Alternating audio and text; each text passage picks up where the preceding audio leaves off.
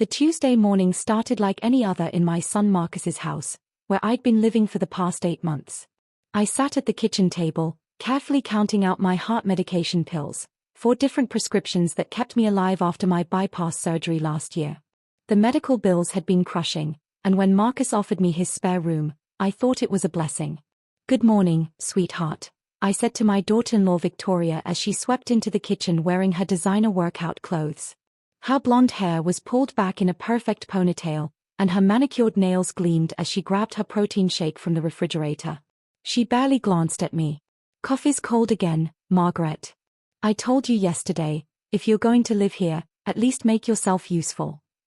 I bit my tongue and stood to make fresh coffee. At 68, I'd learned to pick my battles. Victoria had made it clear from day one that my presence was an inconvenience, even though I contributed my entire Social Security check to household expenses every month. "Mom, did you take your pills yet?" Marcus asked, walking in wearing his construction uniform. My heart swelled seeing him. He looked so much like his father with those warm brown eyes and gentle smile. "Just about to," I replied, reaching for my pill organizer. Victoria rolled her eyes dramatically. "Honestly, Marcus, your mother is so dramatic about those pills. It's like a whole production every morning." I felt heat rise in my cheeks but forced a smile. "The doctor said it's important to take them at the same time each day." "Everything's important with you," Victoria muttered, scrolling through her phone. "The pills, the special diet, the doctor appointments. It's exhausting." What Victoria didn't know was that during my morning walks, I often stopped by the small strip mall downtown where I'd been quietly observing her weekly routine. Every Wednesday at 10 a.m., she'd spend exactly 2 hours at Luxe Beauty Salon, getting her nails done and gossiping with the other women. She'd complained countless times about wanting to buy the place, dreaming of turning it into her own high-end spa. She also didn't know that 3 years ago, I'd used my late husband's life insurance money to quietly purchase that entire strip mall through my business LLC. The salon paid me rent every month, along with the other 5 businesses in the building. But I lived modestly, letting my family believe I was just scraping by on Social Security. "Victoria's right, Mom," Marcus said, not looking up from his breakfast. "Maybe you could try to be a little less high maintenance about the medication thing." The word stung more than I expected. High maintenance. Is that what caring for my health had become? "I'll try to be quieter about it," I said softly, swallowing my first pill. "And maybe consider getting one of those weekly pill organizers from the pharmacy," Victoria added, finally looking up from her phone.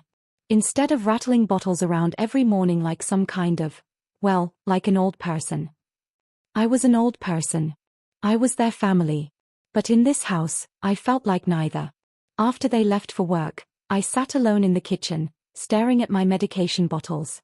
The irony wasn't lost on me. I owned Victoria's favorite place in town, the place she desperately wanted to buy, the place where she went to feel important and pampered.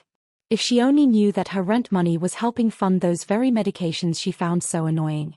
My phone buzzed with a text from my property manager. "David, Luxe Salon wants to discuss expansion options. Should I set up a meeting?" I typed back, "Not yet.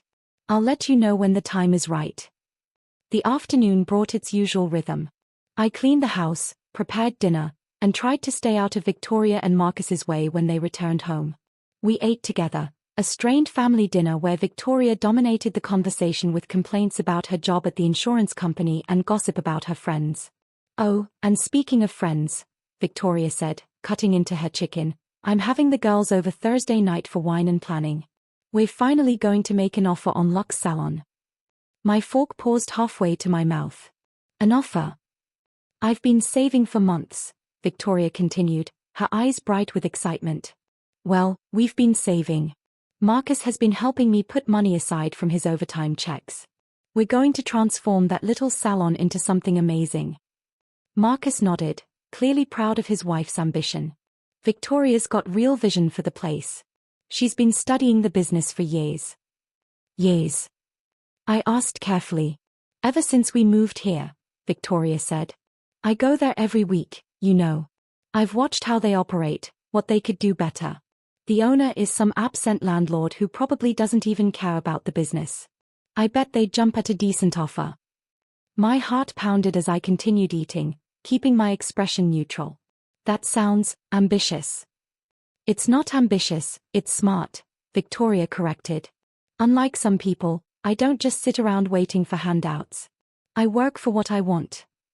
The barb was clearly aimed at me, and I saw Marcus wince slightly. But he didn't say anything. He never did. That night, I lay in my small bedroom, listening to Victoria and Marcus talking in their room next door. The walls were thin, and their voices carried. I really think the salon deal is going to work out, Victoria was saying.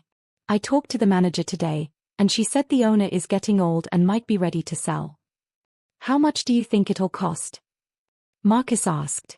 Probably around $300,000 for the business and building. But think about it, baby. In 5 years, we could turn it into the premier spa in the county. We could make real money, not just scraping by like we are now. Scraping by.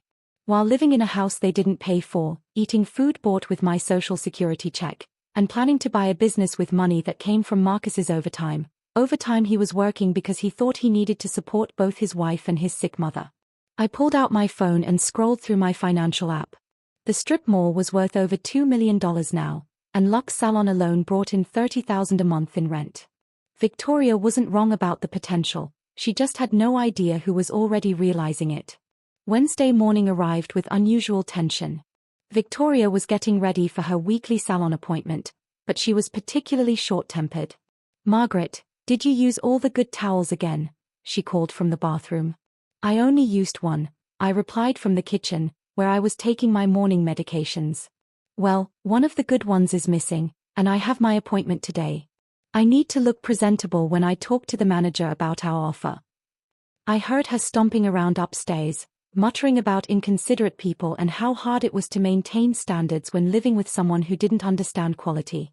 Marcus was already gone for work, so it was just Victoria and me when she finally came downstairs, perfectly put together in her designer jeans and cashmere sweater. I'm going to be late, she announced, grabbing her purse. And I'm going to talk seriously about the salon today. This family needs a real income, not just. She gestured vaguely at me, whatever this is. After she left, I sat quietly with my coffee, thinking about the conversation I'd overheard the night before.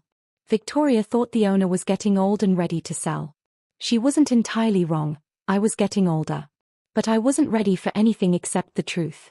I picked up my phone and called David, my property manager. Hi, David. I think it's time we discuss that meeting about Lux Salon. Great. Should I set something up with their manager? Actually, I think I'd like to handle this one personally. Can you arrange for me to meet with the current tenant, Victoria Anderson? She's apparently interested in making an offer. The woman who comes in every Wednesday?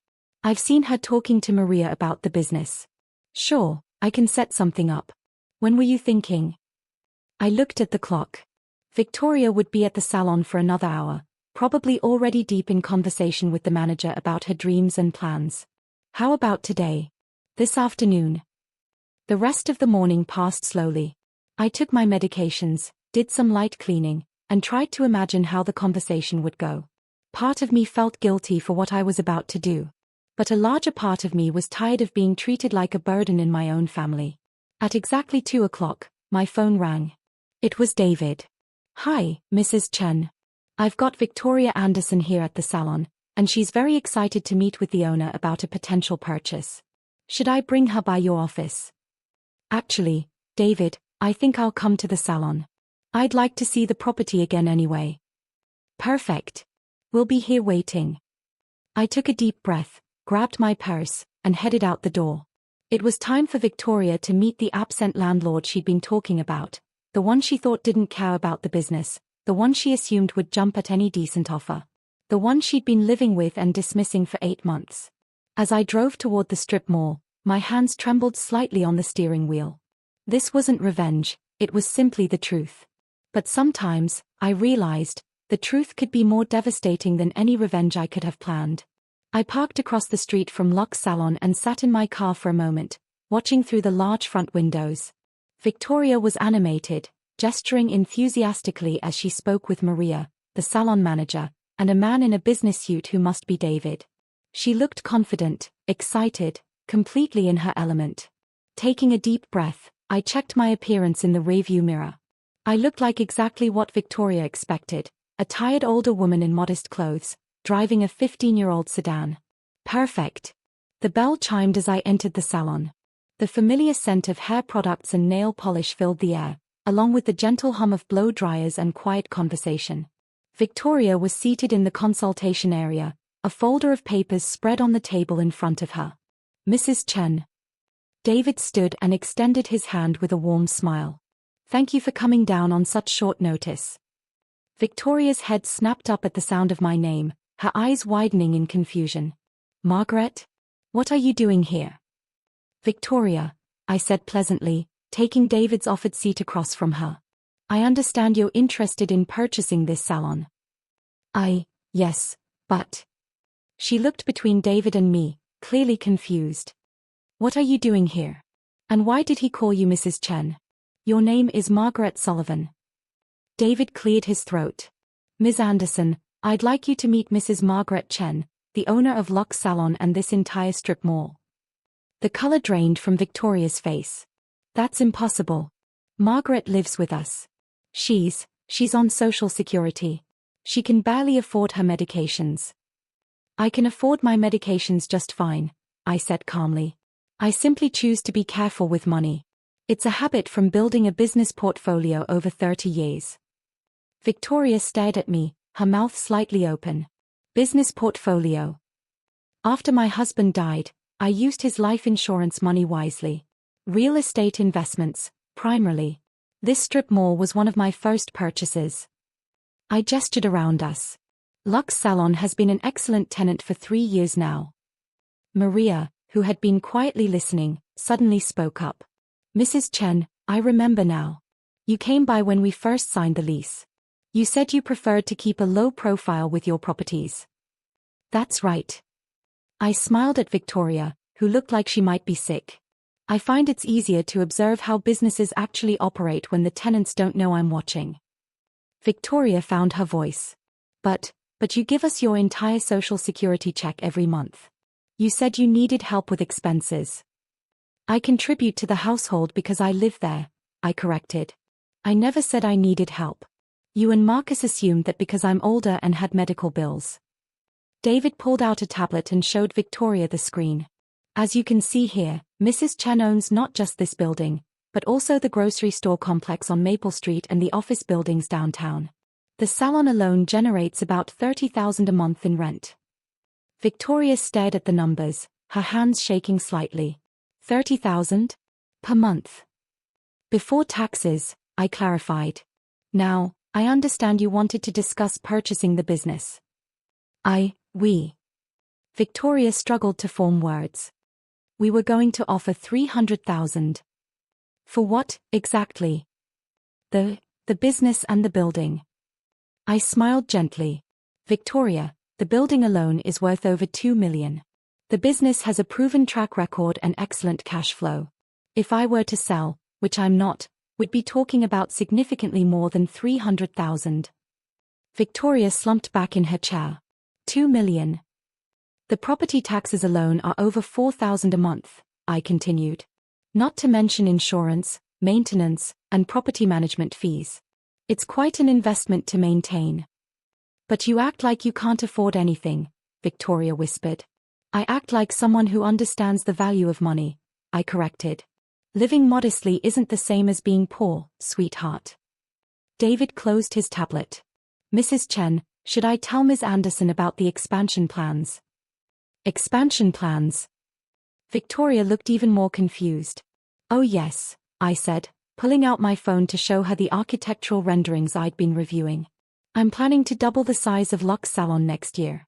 We'll be adding a full spa, meditation rooms, and a wellness center. The projected revenue increase should be quite substantial. Victoria stared at the plans, her eyes wide.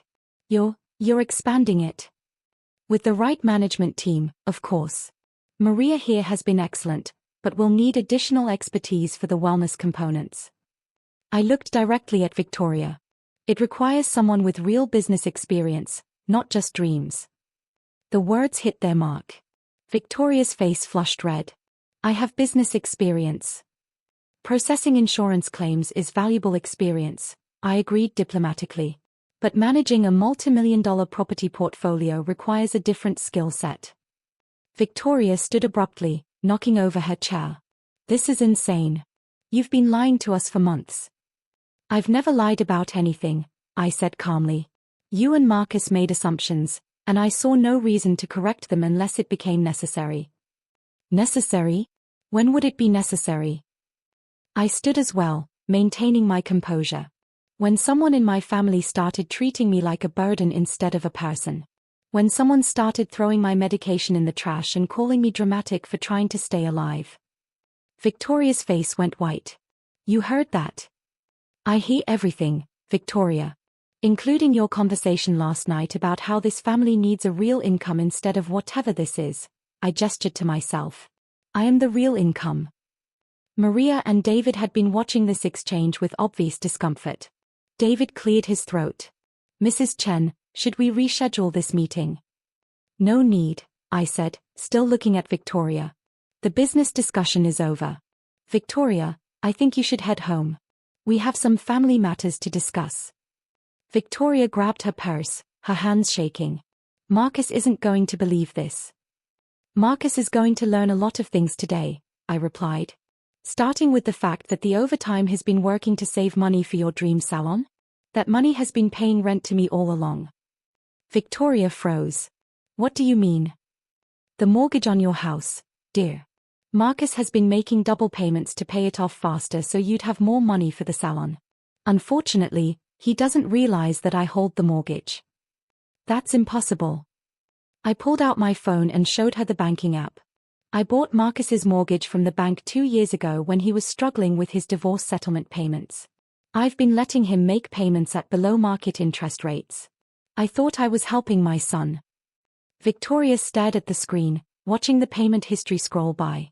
Every monthly payment Marcus had been proud to make, every extra dollar he'd put toward the principal, had been going directly into my account.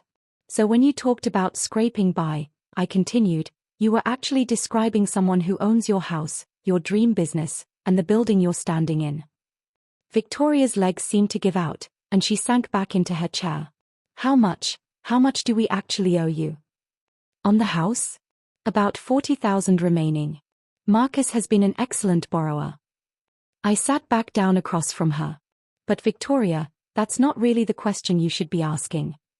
What should I be asking? You should be asking whether I'm going to continue being such a generous landlord to someone who throws my medication in the trash. The silence in the salon was deafening. Even the hairdryers seemed to have gone quiet. Victoria stared at me, finally understanding the magnitude of what had just happened. I can't. I need to call Marcus, she stammered. Marcus is at work, I said gently. But yes, you should definitely call him.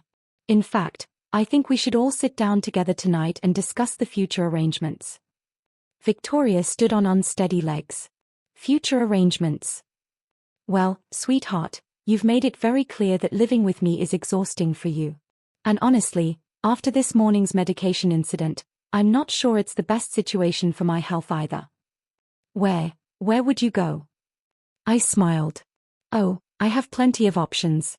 In fact, I've been considering moving into the luxury apartment complex I own across town. The penthouse has been vacant, and it has a beautiful view. Victoria's face crumpled. You own an apartment complex too? Several, actually.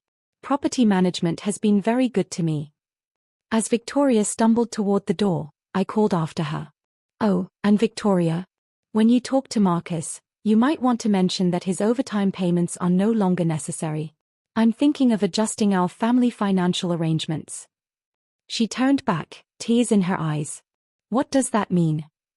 It means, dear, that your husband has been supporting the very person you've been treating like a burden.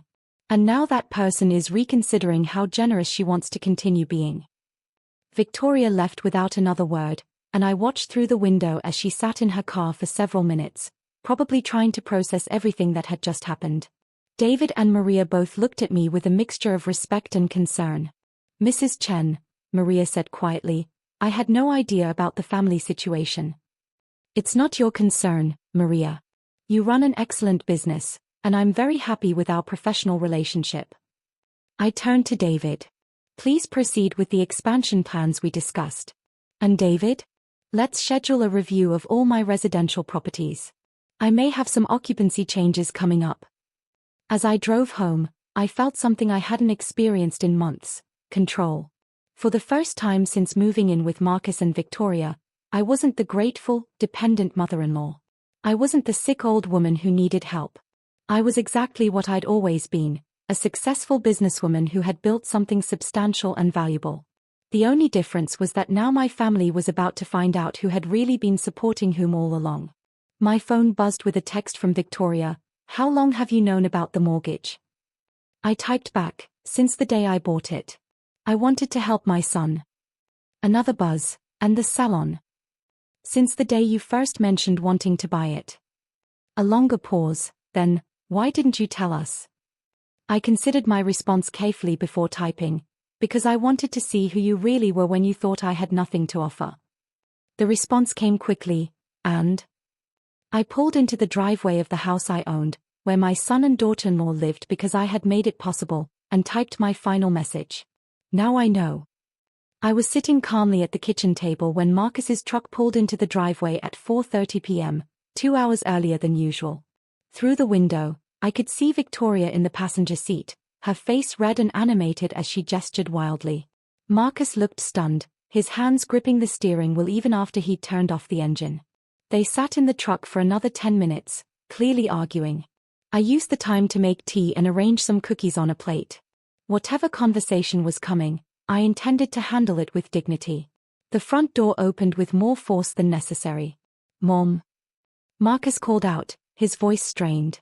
Can you come into the living room, please? I carried my tea with me, noting how Victoria stood behind the couch as if it could protect her from something.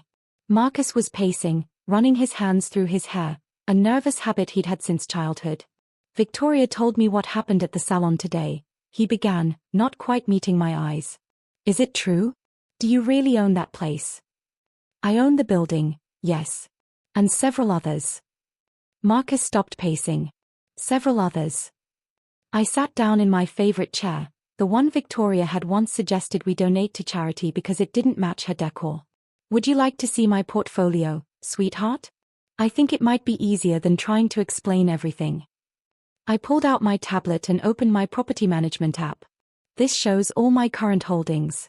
The strip mall where Lux Salon is located, the apartment complexes on Oak and Birch Streets, the office buildings downtown, and a few other properties.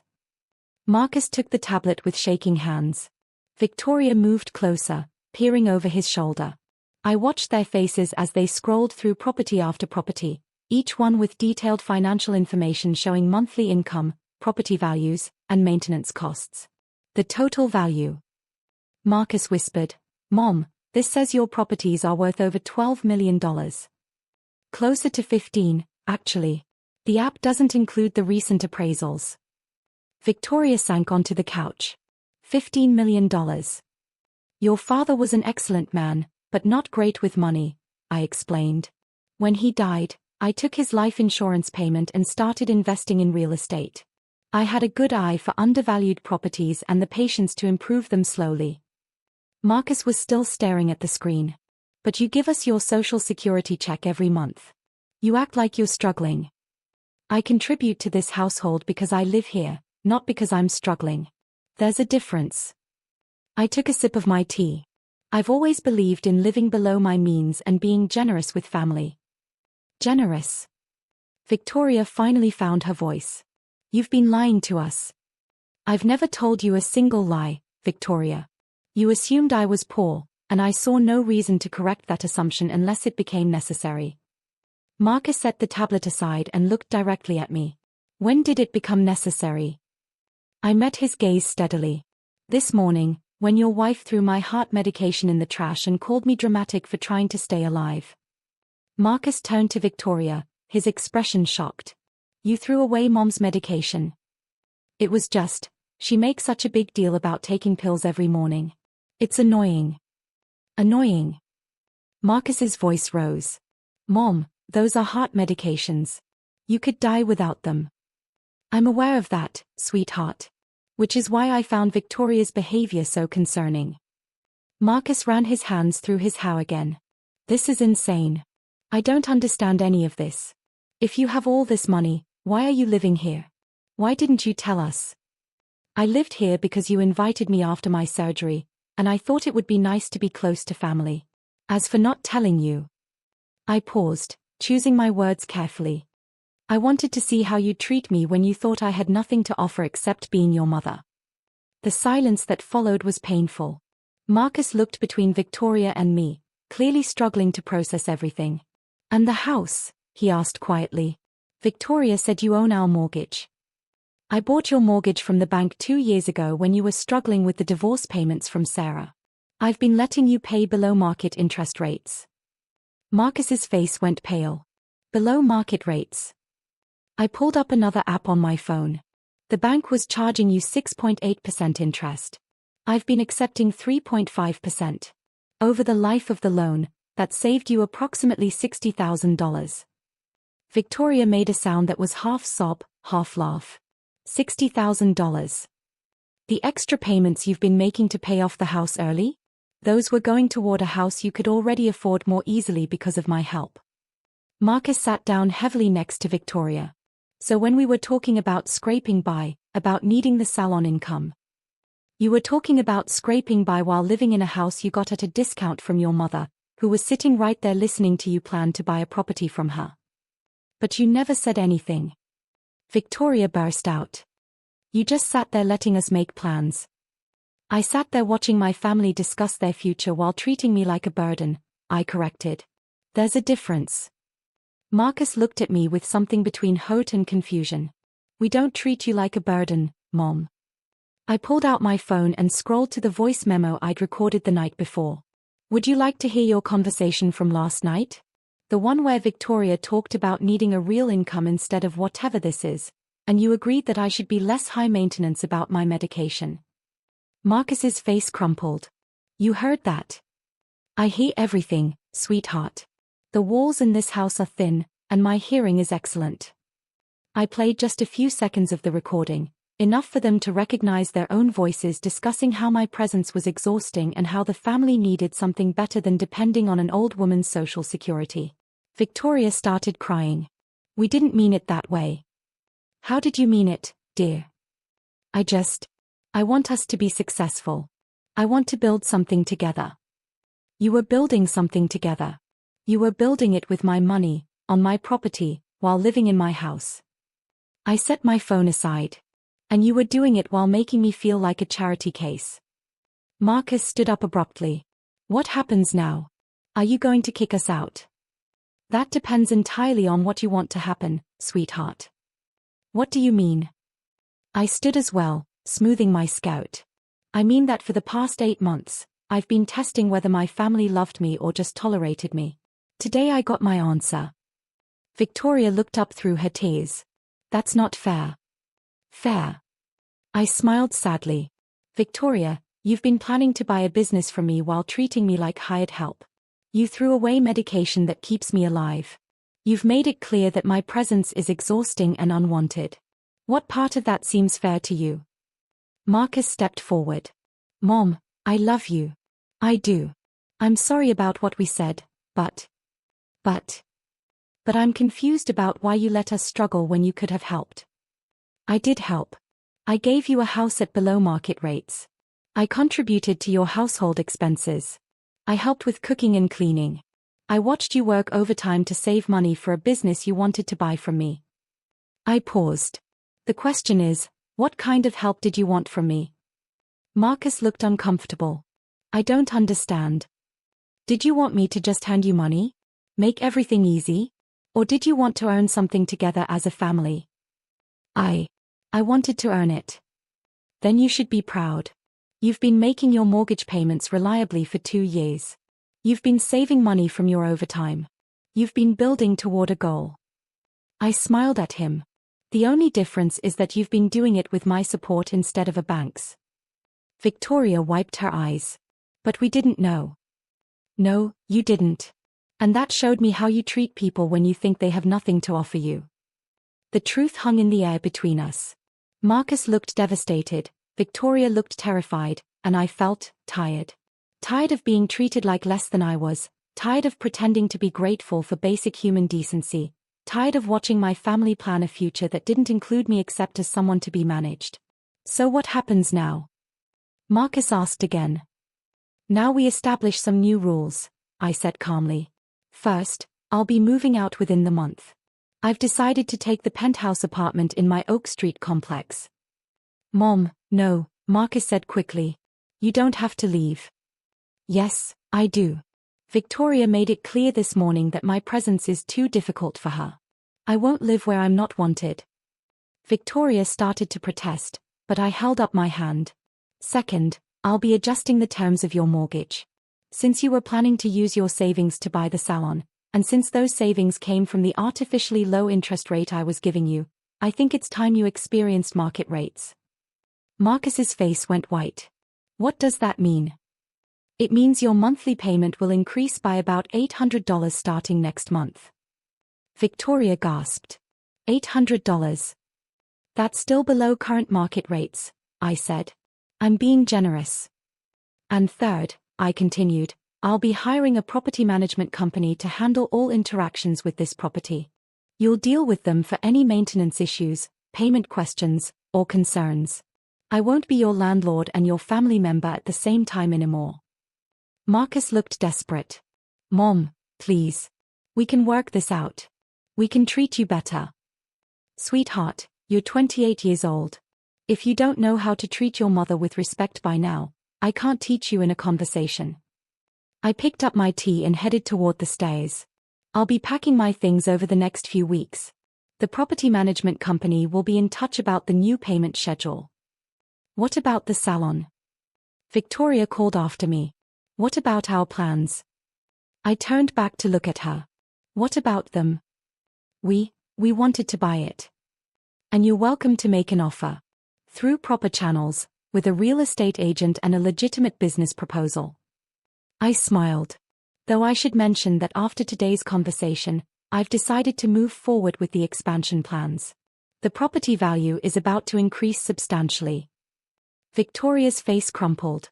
We can't afford $2 million.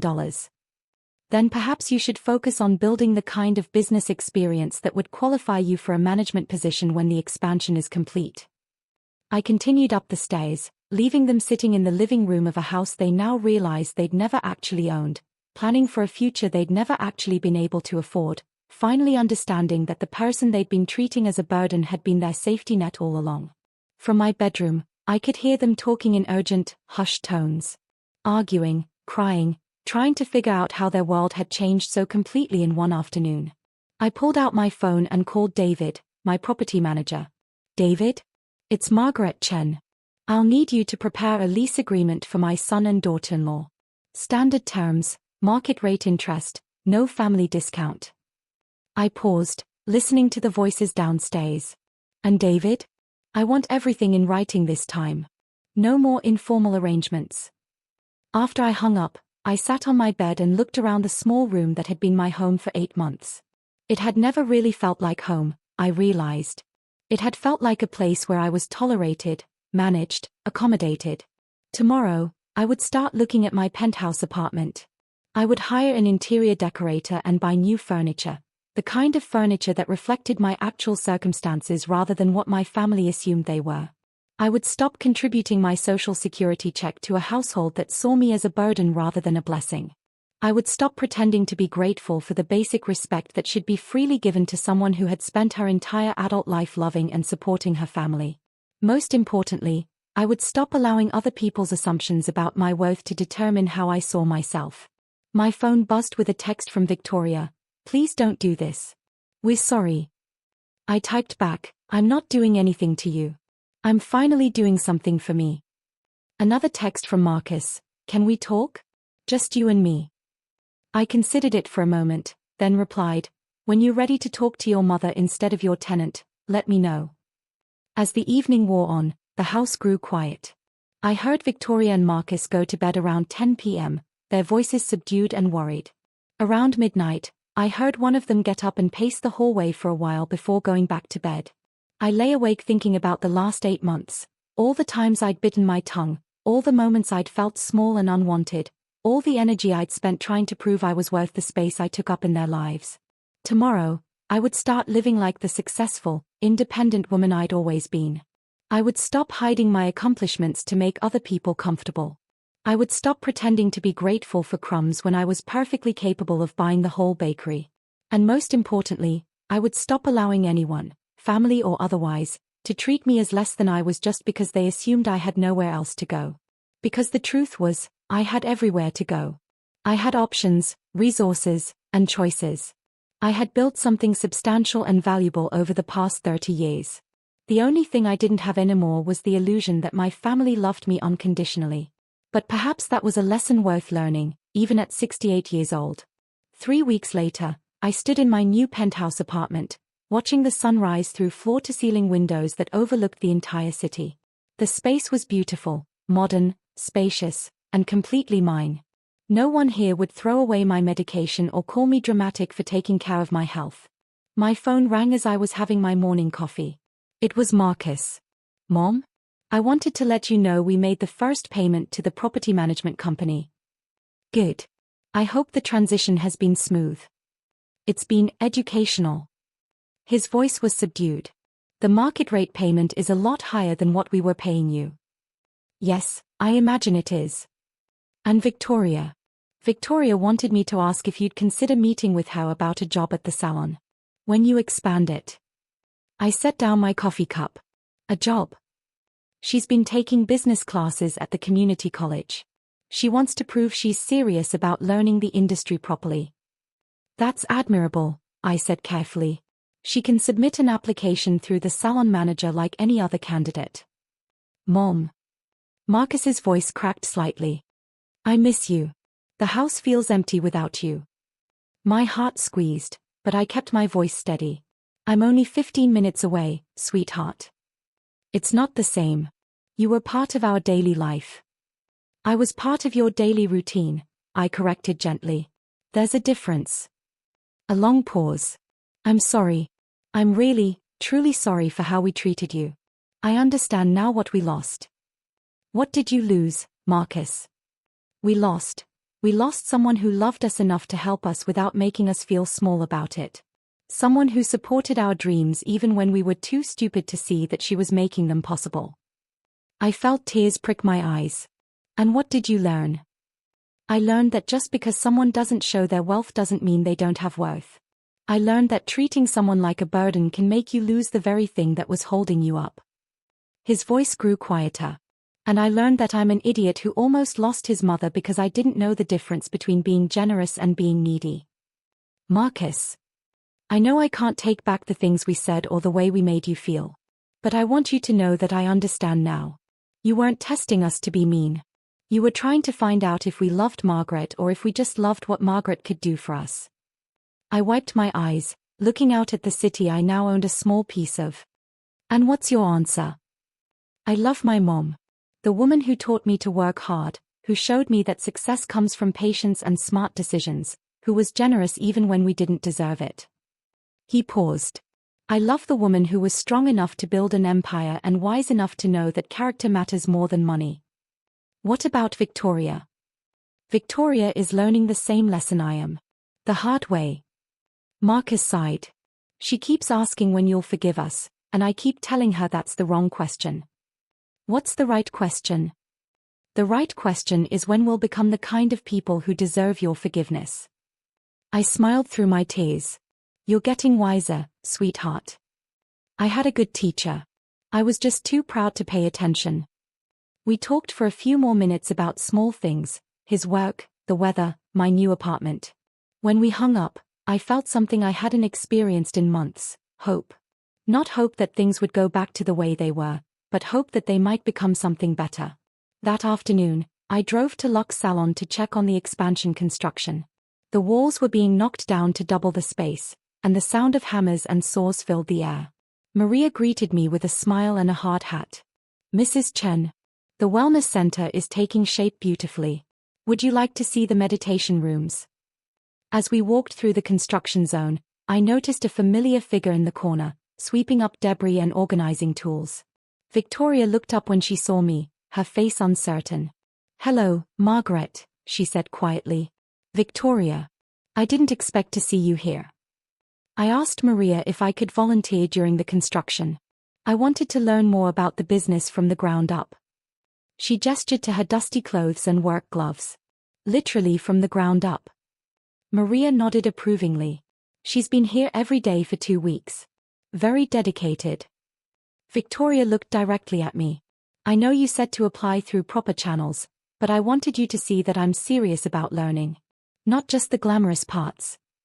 I watched her for a moment. This woman who had once thrown away my medication was now covered in sawdust, working for free to prove herself worthy of consideration. "What have you learned so far?" I asked. "I've learned that running a business is about 1,000 small details I never considered.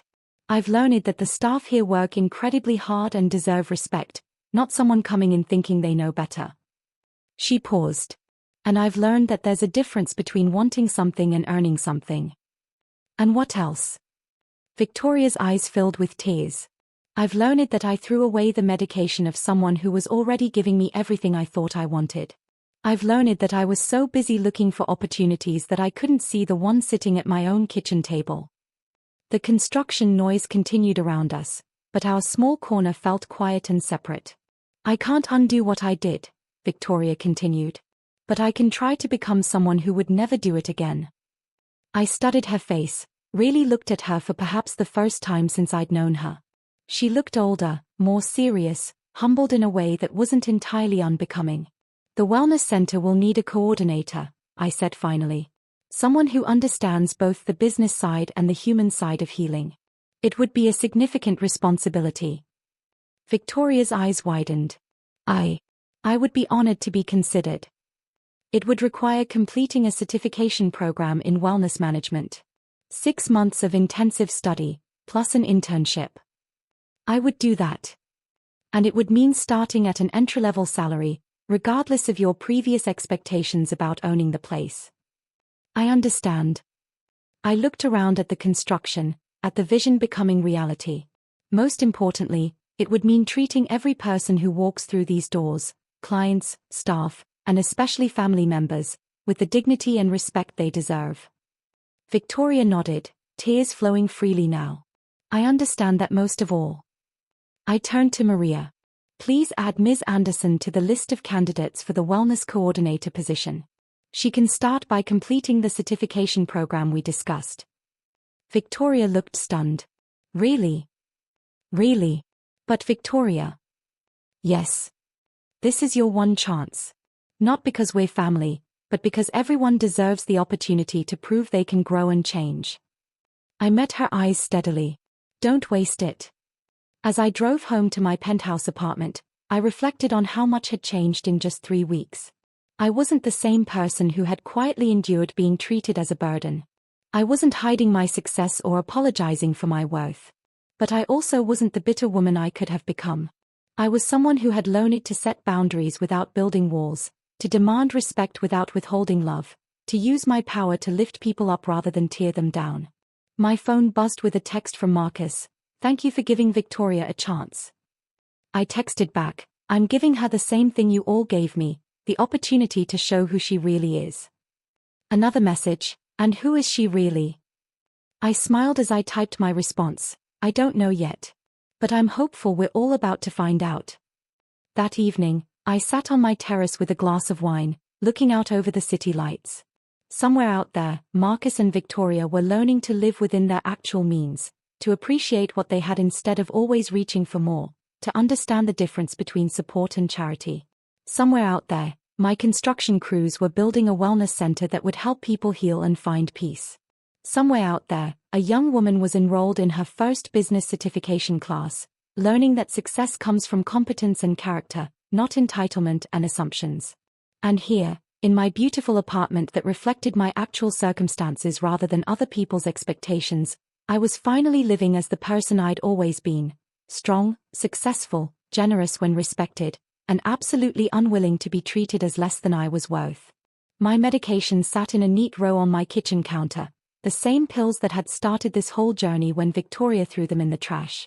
I took them now in my own time, in my own space, with gratitude for the health they preserved and the lesson they had taught me. Sometimes the most dramatic revenge is simply refusing to be small anymore. Sometimes the greatest victory is becoming too valuable to lose and too dignified to beg. And sometimes the best gift you can give your family is showing them exactly who you are, and letting them decide if they are worthy of that gift. I raised my wine glass to the city lights, to second chances earned rather than given, and to the truth that it's never too late to stop hiding your worth from people who should have seen it all along. The medication incident had ended exactly as it should, with the person who threw away what kept me alive learning that she couldn't afford to lose me. But more importantly, it had ended with me learning that I was too valuable to stay anywhere I wasn't treasured. And that, I realized, was the most empowering lesson of all.